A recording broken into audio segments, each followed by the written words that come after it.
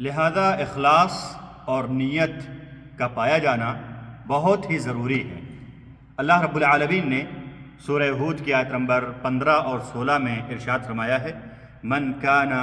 یرید الحیات الدنیا وزینتها نوفی الیہم اعمالہم فیہا وہم فیہا لا یبخسون اولئک الذین لیس لهم فی الآخرۃ الا النار وحبط ما صنعوا فیہا وباطل ما كانوا یعملون۔ جو دنیا کی زندگی اور اس کی زینت کا خواہاں ہوگا، ہم اسے اس کے عمل کے مطابق عطا کریں گے، اس میں انہیں کوئی ہم کمی نہ کرے گا، ان کے لیے کمی نہیں کی جائے گی۔ لیکن یہ لوگ ایسے ہوں گے جن کے لیے آخرت میں آگ کے سوا کچھ اور نہ ہوگی، اور ان کے سارے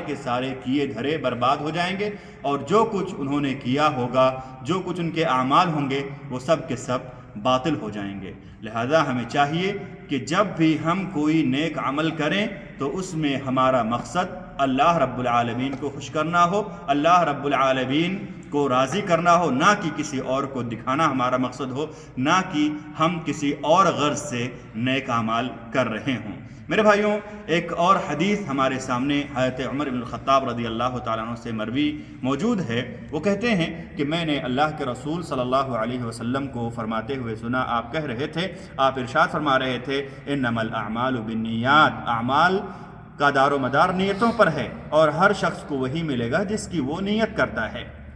جو اپنے ہجرت سے، نیک عمل سے اللہ اور اس کے رسول کی رضا چاہتا ہے، خوشنودی چاہتا ہے، اس کو اللہ اور اس کے رسول کی خوشنودی اور اللہ اور اس کے رسول کی رضا حاصل ہوگی۔ اور جو اپنے ہجرت سے، نیک عمل سے دنیا کے کسی مقصد کو چاہتا ہے، کسی عورت سے، کسی خاتون سے نکاح کرنا چاہتا ہے، تو اس کو وہ چیز ملے گی جس کے لیے وہ نیت کرتا ہے، جس کے لیے وہ نیک کام کرتا ہے، جو اس کی نیت ہوتی ہے وہ اسے مل کر رہے گی۔ متفق علیہ روایت ہے۔ اس طرح سے وہ حدیث ہم جانتے ہیں میرے بھائیوں، جس میں حضرت ابو ہریرہ رضی اللہ عنہ روایت کرتے ہیں کہ اللہ کے رسول صلی اللہ علیہ وسلم کو میں نے فرماتے ہوئے سنا کہ سب سے پہلے جن 3 لوگوں کے درمیان اللہ رب العالمین قیامت میں فیصلہ کریں گے، ان میں سے ایک شخص عالم ہوگا، ایک شخص بہت بڑا سخی اور فیاض ہوگا، اور ایک شخص مجاہد ہوگا۔ اللہ رب العالمین تینوں کو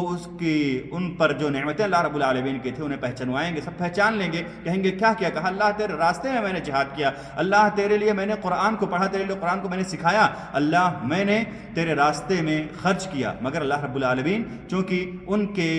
نیتوں میں اخلاص نہ تھا، ان لوگوں نے جو کام کیے تھے اخلاص کے لیے، اللہ رب العالمین کی خوشنودی کے لیے نہ کیے تھے، اللہ رب العالمین ان کے بارے میں حکم دے گا انہیں جہنم میں ڈال دیا جائے، انہیں جہنم میں ڈال دیا جائے گا۔ لہٰذا ہمارے لیے ضروری ہے میرے بھائیوں کہ ہم جو بھی کام کریں اللہ رب العالمین کو خوش کرنے کے لیے کریں، ہماری نیت اللہ رب العالمین کی رضا کے لیے خالص ہونی چاہیے، ورنہ ہمارے بڑے بڑے اعمال کا کوئی فائدہ نہیں ہوگا۔ اور اگر ہمارے عمل میں اخلاص ہے تو ہم چھوٹے سے چھوٹے اعمال کریں گے مگر ان کا بہت بڑا فائدہ ہوگا ہمیں۔ اللہ رب العالمین سے ہم دعا کرتے ہیں کہ اللہ رب العالمین ہمیں تمام کاموں میں اخلاص کو اپنانے کی اور اخلاص کے ساتھ تمام کاموں کو انجام دینے کی توفیق فرمائے۔ اقول قولی ھذا واستغفر اللہ لی ولکم ولسائر المسلمین من کل ذنب فاستغفروہ انہ هو التواب الغفور۔ السلام علیکم ورحمۃ اللہ وبرکاتہ، وجزاکم اللہ خیرا۔